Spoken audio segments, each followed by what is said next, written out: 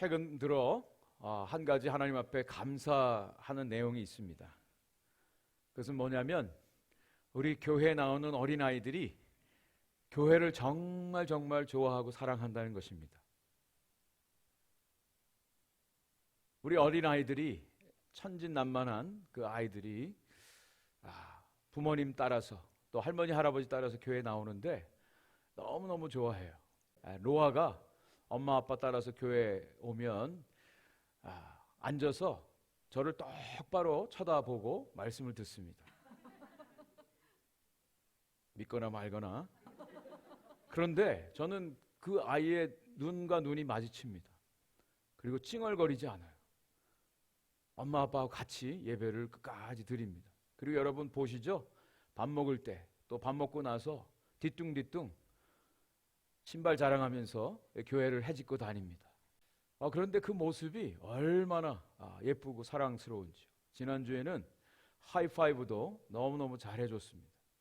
그리고 지금 방금 나간 우리 사무엘 손 목사님 아들이 있습니다. 조금 아까도 예배 전에 제가 우리 사무엘의 성경책 가방을 제가 확인했습니다. 그곳에는 성경책이 있고요, 노트가 들어 있고요, 그리고 필통이 들어져 있어요. 제법 무겁습니다. 그런데 여러분, 예배 때 제가 기도하고 주일학교 분반 공부하러 나가는데 이 아이는 그 성경책 가방을 너무 자랑스럽게, 그 무거운 성경책 가방을 자랑스럽게 들고 나갑니다. 그 뒷모습이 얼마나 당당해 보이고 은혜스러운지 몰라요. 얼마 전에 할머니 할아버지가 한국에서 이곳을 방문했죠. 예배를 드리고 할머니 할아버지 엄마와 같이 집에 일찍 가자고 해도 얘는 안 간다고 합니다. 끝까지 EM 예배까지 참여를 하고 갑니다. 금요 모임에 한 번도 빠지지 않고 아빠와 함께 금요 모임에 참여합니다. 오늘은 그냥 할머니 할아버지하고 집에서 놀아. 그래도 얘는 거부한답니다. 나는 금요 모임에 참여해야 됩니다.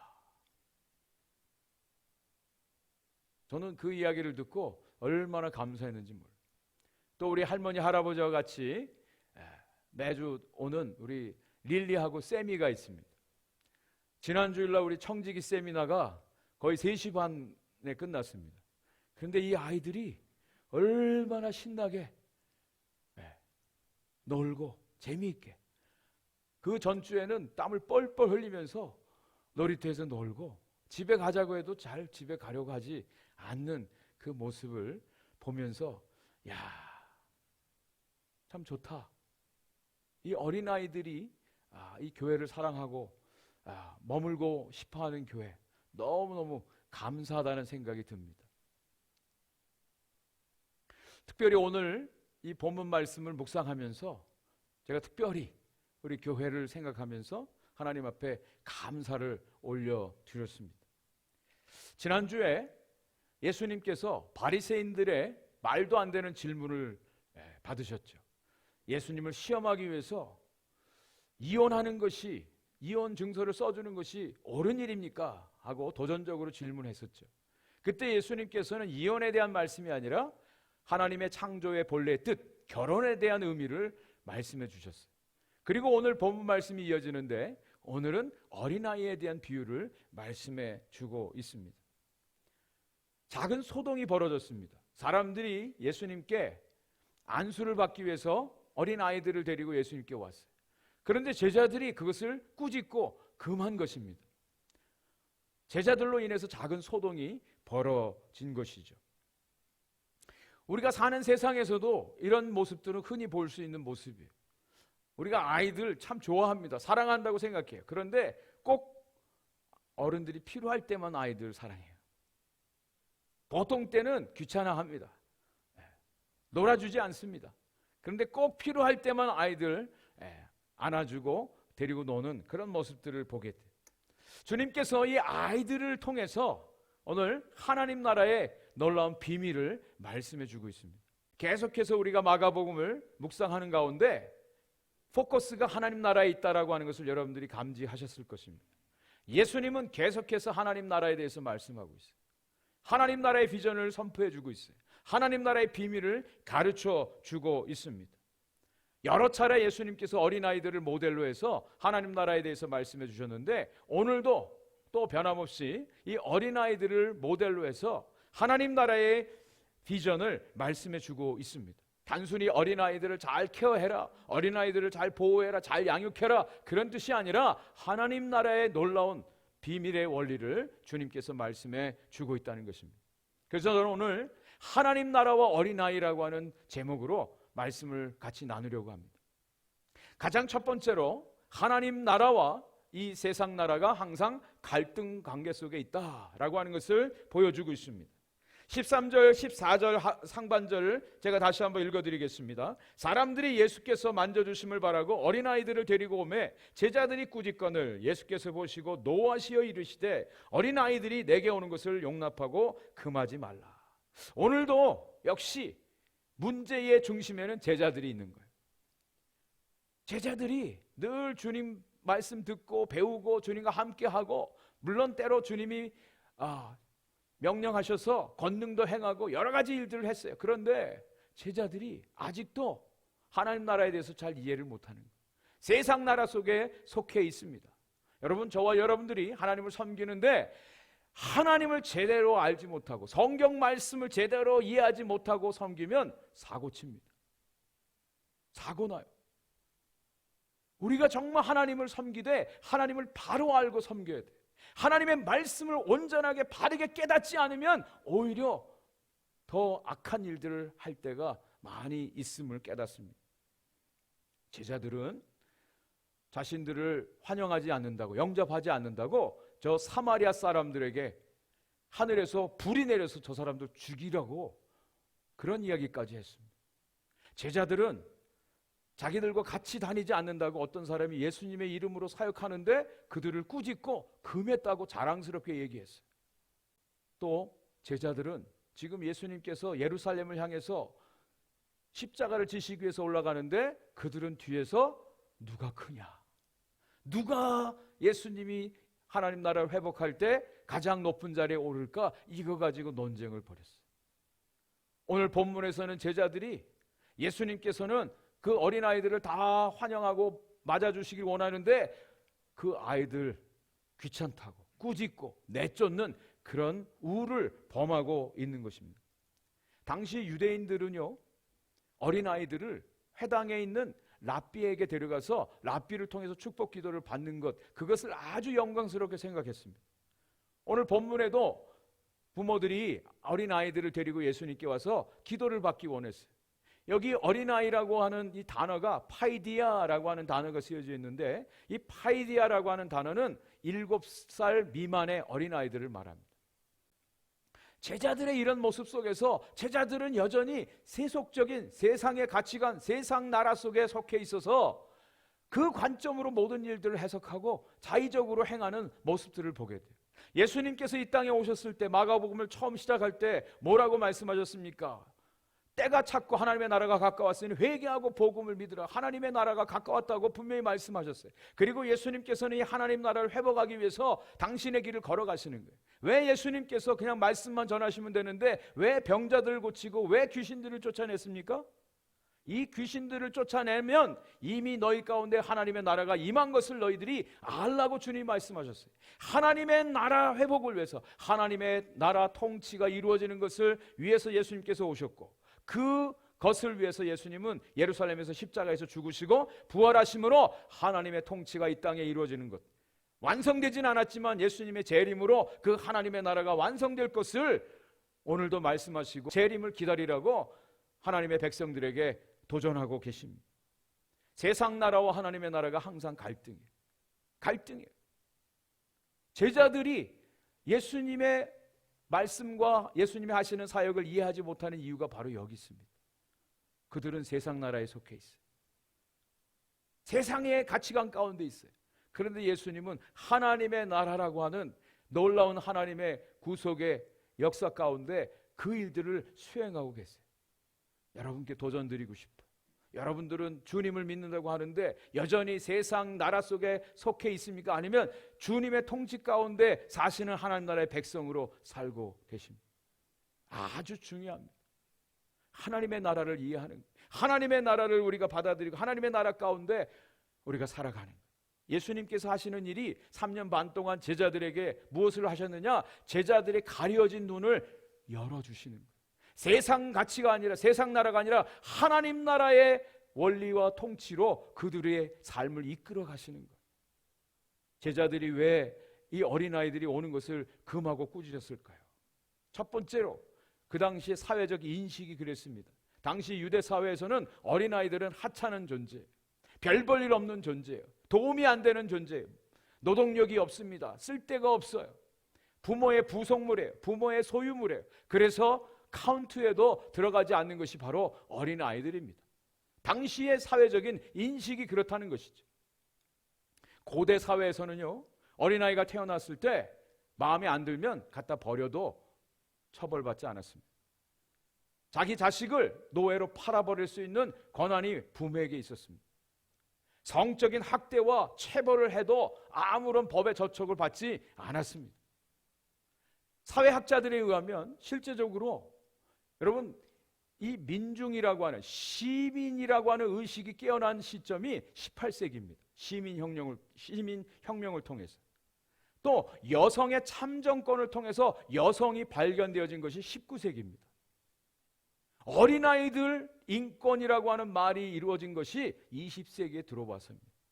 그 전까지는 어린아이들은 정말 별 볼 일 없는, 쓸모없는 그런 연약한 존재에 불과했다라고 하는 것이죠. 제자들의 인식 속에 아직도 그런 인식이 가지고 있었어요. 두 번째, 현실적인 손익 계산 가운데 이 제자들을, 어린아이들을 쫓아내 버린 거예요. 별로 도움이 안 된다는 거예요. 귀찮은 거예요. 조금 전까지 바리새인들의 공격을 받았죠. 수많은 사람들이 몰려드는데 어린아이들, 그들을 케어하고 그들을 정리하는 것이 귀찮았던 것이죠. 그리고 세 번째로 가장 중요한 것은 이 제자들의 마음속에는 하나님 나라에 대한 오해가 있었어요. 하나님의 나라, 자기들이 높은 자리에 빨리 올라가야 되는데 자신들의 어떤 욕망이, 비전이 이루어지는, 성취되어지는 그것으로 오해했어요. 그런 관점에서 보면 어린아이들은 전혀 도움이 안 되는 존재들일 뿐입니다. 그 대표적인 것이 베드로죠. 베드로가 정말 주님 앞에 주님 따르겠습니다, 충성하겠습니다. 그런데 결정적인 순간마다 주님의 의도를, 주님의 뜻을 오해했어요. 예수님께서 이제 베드로의 고백을 들으시고 내가 십자가에서 고난받고 죽고 사흘 만에 살아날 것이다 말씀했죠. 그때 베드로가 예수님, 절대 그런 일이 벌어지지 않을 것입니다. 예수님을 책망했다고 했어요. 그때 주님께서 베드로를 이렇게 말씀하시죠. 너는 하나님의 일보다 사람의 일을 더 많이 생각한다. 하나님의 일, 하나님 나라의 일이 아니라 세상 나라의 일, 사람의 일에 지금 잡혀 있구나. 그런 제자들을 향해서 예수님이 어떻게 하셨다고요? 노하셨다. 그래서 이 노하다라고 하는 단어가 그냥 단순히 감정적으로 화가 났다는 그 정도의 단어가 아닙니다. 격분했다, 분개했다, 눈에서 불꽃이 튀었다, 그런 뜻입니다. 여러분, 성경에서 제자들이 예수님 배반할 때 예수님 화내지 않으셨어요. 현장에서 가늠하다 잡힌 여인을 돌로 치려고 사람들이 몰려들었을 때 예수님께서 화내지 않으셨어요. 말 같지도 않은 바리새인들이 공격적인 질문을 했을 때도 화내지 않으셨어요. 그런데 오늘 본문 말씀에 제자들이, 어린아이들이 오는 것에 대해서, 금지한 것에 대해서는 아주 격분하셨다. 단단히 화를 내셨다라고 한 뜻이에요.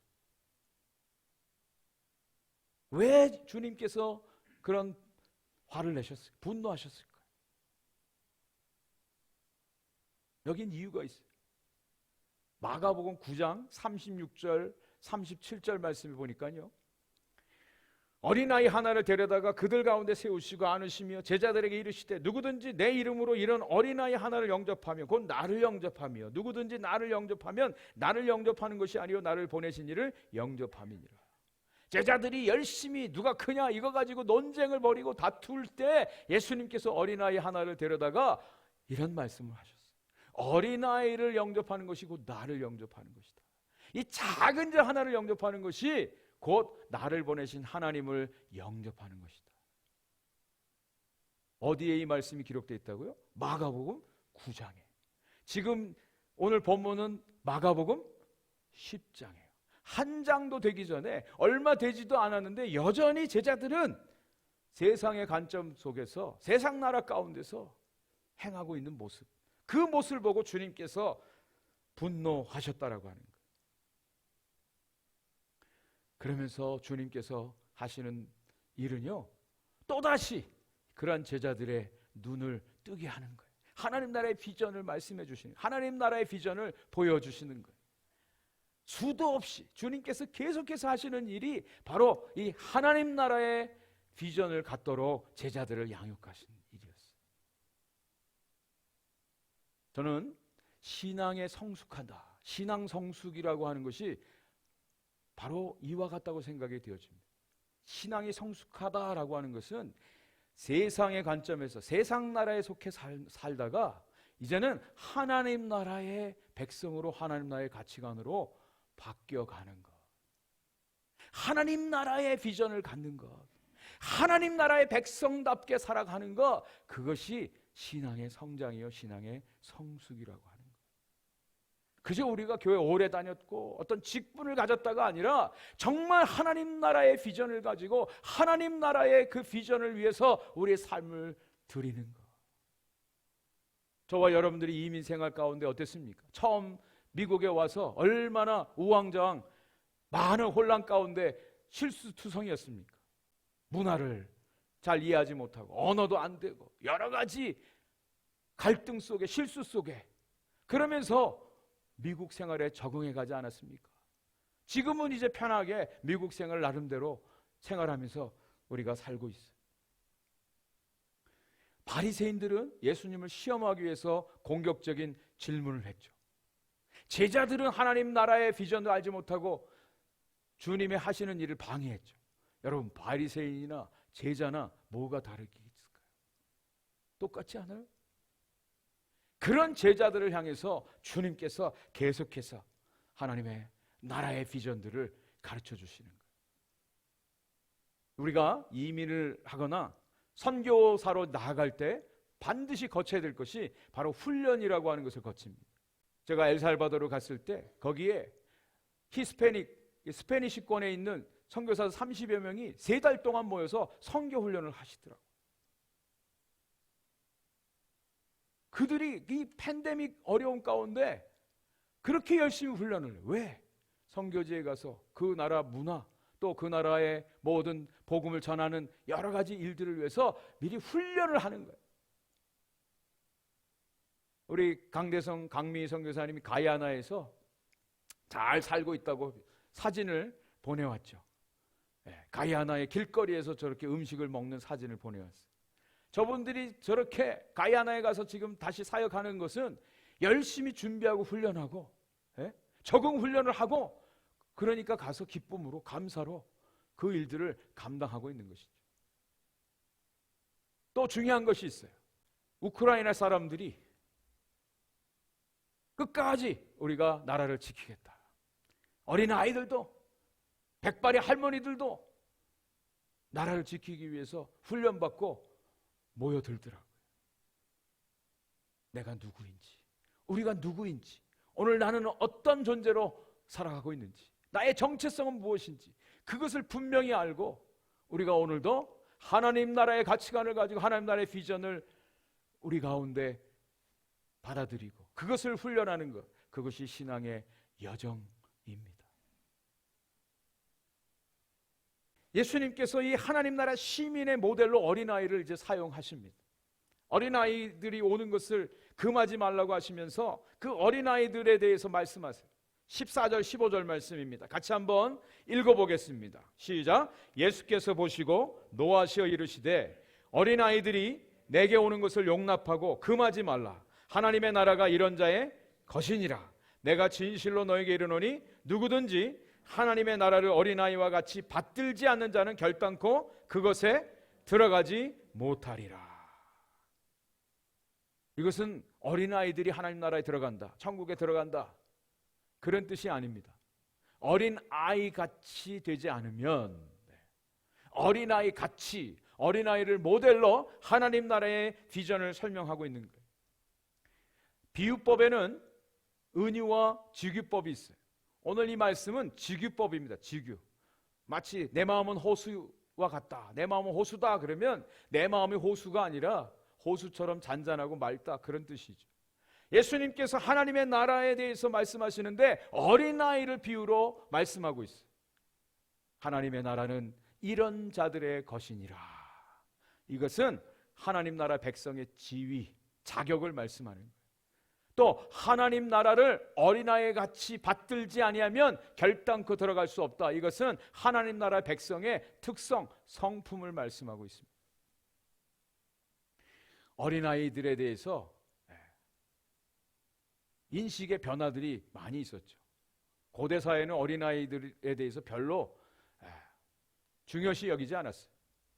그런데 시대의 흐름을 따라서 어린아이들을 이제 새롭게 인식을 하게 됐죠. 한국도요, 100년 전에 비로소 어린이들을 새롭게 인식을 하기 시작했습니다. 여러분 소파 방정환 선생 아시죠? 네. 이분이 어린이날을 제정한 것이 1923년 5월 1일이에요. 불과 100년 전이에요. 어린아이들을 내려다보지 말고 쳐다봐 주십시오. 어린아이들 만들었어요.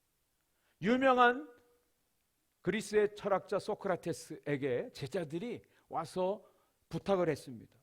선생님, 인생의 말년에 꼭 우리 사람들에게 해주고 싶은 말이 있습니까? 그것을 좀 들려주십시오. 소크라테스가 제자들에게 말합니다. 내가 아테네 산에 올라가서 모든 아테네 시민들을 불러 모아놓고 꼭 하고 싶은 말이 있다. 그것은 뭐냐면, 여러분들이 열심히 돈을 버는데 혈안이 되지 말고 그 돈을 물려주는 그 아이들을 사랑하고 존중하십시오. 그런데 오늘날에는 좀 많이 달라졌어요. 또 너무 지나치게 어린아이들이 이제는 순진한 맛이 없어졌어요. 중2병 아시죠? 중2병. 제일 무서운 아이들이에요. 우리 교회도 있어요. 무서워요. 순진한 맛이 없어졌어요. 겁나요, 아이들이. 그런데 주님께서 이 어린아이에 대해서 이렇게 말씀하셨어요. 진리는 시대나 어떤 장소를 불문하고 항상 옳아야 되지 않습니까? 그럼에도 불구하고 주님께서 이 하나님의 나라를 이 어린아이와 같이 받들지 않으면 어린아이와 같은 자들의 것이라고 말씀을 해주고 있습니다. 두 가지 의미에서 주님이 이렇게 말씀하셨어요. 첫 번째로는 절대 의존성입니다. 절대 의존성. 어린아이들은요, 힘이 없죠. 보호를 받아야 됩니다. 도움을 받지 않으면 살 수가 없어요. 물론 이제 티네이저가 되어서 자기 스스로가 이제 살 수 있다 해서 독립전쟁을 일으키는 것이 이제 사춘기예요. 무섭습니다. 그래서 10대의 자녀들을 키워보지 않은 사람과는 인생을 논하지 말래요. 부모들이 당황스러워요, 오히려. 그런데 여기 나오는 이 어린아이들은요, 절대 의존이에요. 아이들이 놀이터에서 놀다가 넘어지잖아요. 그래서 가서 물어봅니다. 괜찮니? 그럼 괜찮대요. 안 울어요. 근데 저쪽에서 엄마가 오면 엄마를 보는 순간 아이들은 울까요, 안 울까요? 울어요. 엄마 아빠에 대해서 철저히 의존해요. 엄마 아빠가 없으면 자신들이 살 수 없다라고 하는 것을 그들은 알고 있어요. 저는 이것이 마태복음 5장 3절 10절에서 팔복의 말씀에 이 말씀이 적용된다고 생각이 되어집니다. 심령이 가난한 자는 복이 있나니 천국이 그들의 것이며 의를 위하여 박해를 받는 자들은 복이 있나니 천국이 그들의 것이며. 여기 심령이 가난하다라고 하는 것은 절대적으로 하나님 의존적이라는 거예요. 나의 힘으로는, 나의 능력으로는 할 수 없습니다. 하나님으로만 채워줄 수밖에 없는 그런 존재임을 깨닫는 것, 이것이 심령이 가난한 거예요.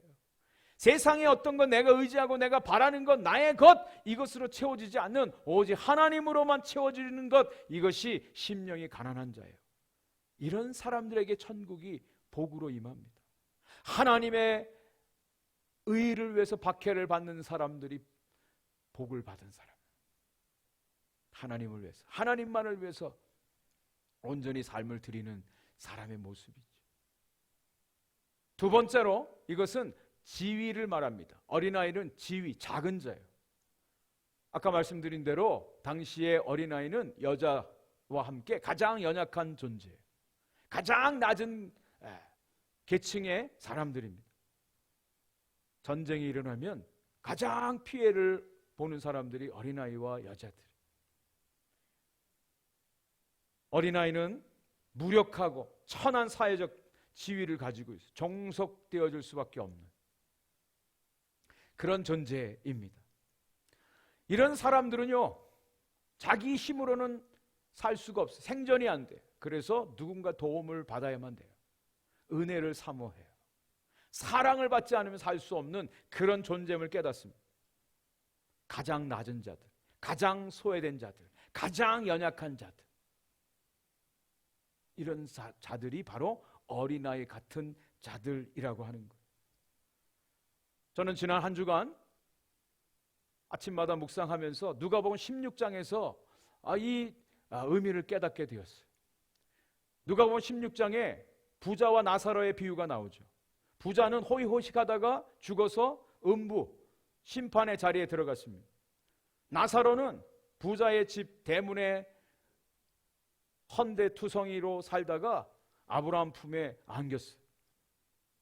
성경 누가복음 16장에는 왜 부자가 지옥에 갔는지, 나사로가 천국에 갔는지, 아브라함 품에 갔는지 설명이 안 돼 있어요. 이 땅에서 잘 살고 호의호식하기 때문에 지옥 갑니까? 아닙니다. 이 땅에서 가난하게 산다고 그냥 천국 가나요? 아니에요. 그런데 그 누가복음 16장에서 중요한 단서를 발견해요. 그것은 나사로라고 하는 이름의 뜻입니다. 예수님의 비유에는 사람 이름이 거명된 적이 없어요. 그런데 이 비유 말씀에는 이름이 거명되어 있어요. 나사로. 나사로라고 하는 이름의 뜻은 히브리 말로 엘리에셀, 하나님이 돕는 자, 그런 뜻입니다. 하나님이 돕는 자. 나사로는 자신의 힘으로 살 수가 없는 존재예요. 하나님의 도움으로밖에 살 수밖에 없는 존재라는 뜻이에요. 하나님의 은혜가 아니면 살 수 없는 존재라고 하는 뜻입니다. 하나님의 나라는 철저하게 자기 자신을 낮추고 겸손 가운데 하나님의 은혜를 갈망하는 자들에게 주시는 하나님의 선물이에요.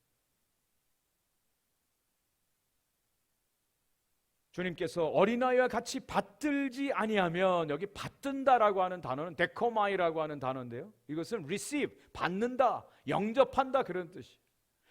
하나님의 나라를 어린아이 같이 받아들이지 않으면 하나님 나라에 들어갈 수가 없다. 하나님의 나라를 어린아이처럼 온전하게 모든 것을 다 해서 받아들이는 진정함을 말하죠. 왜? 그거밖에는 살 길이 없으니까. 그 길밖엔 살 길이 없기 때문에. 예수님께서 거듭나지 아니하면 결단코 천국에 들어가지 못한다고 말씀하셨어요. 아니, 어른이 다시 어머니 뱃속에 들어갔다 나와야 됩니까? 어린아이 같이 아니하면 천국에 들어갈 수 없대요. 어른이 다시 어린아이 같이 되어야 됩니까? 이해할 수 없는 이야기예요. 기분 나쁜 이야기예요. 받아들이기 쉽지 않은 이야기예요. 그런데 이것이 하나님 나라의 역설이에요. 여기에 생명이 있기 때문에 그래요. 여기에 생명이 있습니다. 왜 우리가 쉽게 하나님의 말씀, 복음을 받아들이지 못하냐면 우리는 너무나 나라고 하는 것들로 가득 차 있어요. 세상의 가치관으로 가득 차 있어요. 하나님의 나라는 그 모든 것들을 다 무너뜨리기를 원해요. 여러분들도 뉴스를 통해서 들으셨겠죠? 한국 시간 어제 우리 한국 사회의 지성의 대표자인 이어령 교수가 하나님의 부르심 받았어요. 그동안 암으로 투병을 하시다가 하나님께서 불러가셨어요. 이분이 무신론자예요. 기독교를 많이 공격했죠. 근데 결정적으로 이분이 하나님을 믿게 된 계기가 2007년도 그의 딸 이민아 목사가 암 투병을 하다가 시력을 잃을 때, 그때 하나님을 믿게 되고 세례를 받았습니다. 그의 딸이 시력을 잃게 되었을 때 아버지로서 딸에게 그렇게 말했답니다. 내 돈과 내 능력으로 너를 고칠 수 없어서 정말 미안하다. 내 무력감을 느낀다. 고백할 수밖에 없다. 그러면서 하나님 앞에, 하나님, 내 딸을 고쳐주시면 제가 평생 주님의 종으로 살겠습니다. 근데 하나님께서 그 기도를 들으시고 이 이민아 목사의 시력을 회복시켜 주셨어요. 그래서 하나님을 믿었는데 이분이 그런 얘기를 하는 거예요. 내가 하나님을 믿은 것은 하나님이 기적을 베풀어 주셨기 때문에 믿는 것이 아닙니다. 그러면서 이런 얘기를 하는 거예요. 내 딸을 고쳐주셨다고 해서 믿고 내 딸을 고쳐주시지 않았다고 안 믿는 하나님이 아니시기 때문에 모든 사람들은 다 죽습니다. 그러나 유일한 기적은, 진정한 기적은 예수 그리스도의 부활뿐입니다. 그 하나님을 믿고 영원한 생명을 얻는 것 이외에 다른 기적은 없습니다. 이런 고백을 한 거예요. 이분은 지상에서 지성의 대표, 지성을 추구하다가 하나님을 만나고 영성을 깨달았다고 하는데 이제 영원한 영성의 세계로 들어가셨어요. 저는 이분의 죽음을 통해서 그런 박식하고 모든 것을 다 할 수 있는 대단한 인물이지만 그가 하나님을 만난 그때가 언제예요? 가장 무력할 때, 가장 연약할 때, 어린아이와 같이 되었을 때 하나님을 진심으로, 진정으로 만날 수 있게 되었어요. 하나님 나라에 들어갈 수가 있게 된 것입니다. 이제 말씀의 결론을 내리겠습니다. 그 하나님의 나라에 놀라우신 은혜와 복이 있는데요, 하나님 나라의 혜택이 있어요. 하나님 나라의 혜택, 하나님 나라의 복이 있어요. 16절 말씀입니다. 같이 한번 읽겠습니다. 16절 시작. 그 어린아이들을 안고 그들 위에 안수하시고 축복하시니라. 아멘. 저는 이 말씀이 얼마나 위로가 되는지, 힘이 되는지, 복이 되는지, 주님께서 어린아이들을 안으시고 안수하시고 축복하시니라. 여기 하나님 나라에 놀라우신 복이 담겨져 있어요. 하나님이 안으신대, 주님이 안아주신대. 여러분 더 이상 말이 필요 없습니다. 주님이 안아주시면 끝나요. 누가복음 15장에서 탕자가 거짓골을 하고 돌아왔을 때 종들이 아마 속으로 놀렸을 거예요. 형은 욕했죠. 받아들이지 말라고 했죠. 그런데 아버지는 그 아들을 안아주었어요. 더 이상 무슨 말이 필요해요? 사랑하는 성도 여러분, 저와 여러분들을 주님이 안아주심을 분명히 믿습니다. 그게 하나님 나라예요. 하나님께서 우리를 안아주실 때 거기에 용서가 있어요. 거기에 안식이 있어요. 거기에 쉼이 있어요. 그게 하나님 나라예요. 그것을 누리며 살기를 원합니다. 두 번째, 우리 주님께서 안수하셨대. 여러분, 안수라고 하는 것은 축복하는 것도 있지만 권한을 위임하는 것을 말합니다. 권한을 주시는 거예요. 자격을 주는 거예요. 제사장, 선지자 세울 때 안수했어요. 저와 여러분들을 주님이 안수하시는 것은 하나님 나라 백성으로 인쳐주시는 것을 말해요. 인쳐주시는. 이면수 목사님이라고 북한 사역하시다가 북한에서 31개월 동안 노동교화령을 받으시고 고생하다가 풀려나신 이면수 목사님이 첫 마디가 이 말씀이었어요. 캐나다 시민권자이었기 때문에 죽이지는 못했습니다. 내가 살아나올 수 있을 것은 내가 캐나다 시민권을 가지고 있었기 때문에. 저와 여러분들을 하나님께서 하나님 나라 백성으로 인치시고 삼으실 때 하나님이 보호해 주시는 줄 믿습니다. 하나님의 권세가 우리와 함께 하심을 분명히 믿습니다. 그리고 세 번째, 예수님이 축복하셨대. 주님이 축복하셨대. 주님이 누구십니까? 복의 근원이세요. 주님이 여러분들을 축복하시면 이 세상 사람들 감당할 수 없게 됩니다. 주님이 여러분들을 축복하시는데 누가 우리를 대적할 수 있습니까? 누가 우리를 건드릴 수 있습니까? 주님의 놀라우신 축복은 영원한 생명이에요. 영원한 생명, 그 안에서 영원토록 주님과 더불어 잔치하는 것, 그것이 하나님 나라 백성의 복이에요. 누가복음 15장에서 잃어버린 양, 잃어버린 드라쿠마, 잃어버린 아들 비유 여러분 잘 아시죠? 거기에 놀라운 하나님 나라의 비밀이 담겨져 있어요. 목자가 99마리의 들에다 두고 한 마리 양 찾아서 가는데요, 우리 걱정되는 건 99마리 양은 그렇잖아요. 근데 하나님 나라는 99이나 한 마리나 100마리나 똑같아요. 하나님의 나라는요, 한 영혼이에요. 한 영혼이에요.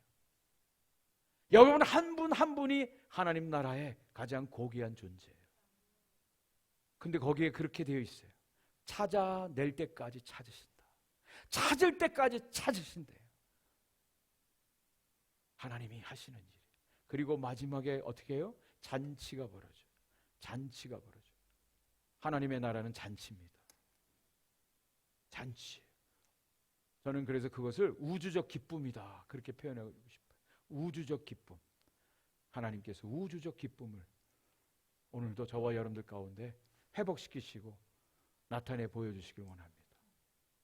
우크라이나 전쟁 가운데 그 슬픈 소식 가운데 놀라운 뉴스를 접했어요. 2월 25일 날 방공호로 쓰여지는 지하철역에서 한 여인이 아기를 출산했어요. 전쟁통에 아기가 태어났어요. 우리에게는 아직도 희망이 있습니다. 생명의 역사가 계속 일어납니다. 하나님의 나라가 임할 때, 하나님 나라 가운데 사는 저와 여러분들 가운데 하나님의 생명의 역사가 계속해서 이루어질 것입니다. 우리가 할 일은 하나님을 기뻐하는 거예요. 하나님을 찬양하고 높여드리는 거예요. 하나님을 예배하는 거예요. 하나님 나라의 백성으로 이번 한 주간도 승리하시는 모든 성도들 되시기를 주의 이름으로 간절히 축원을 드립니다.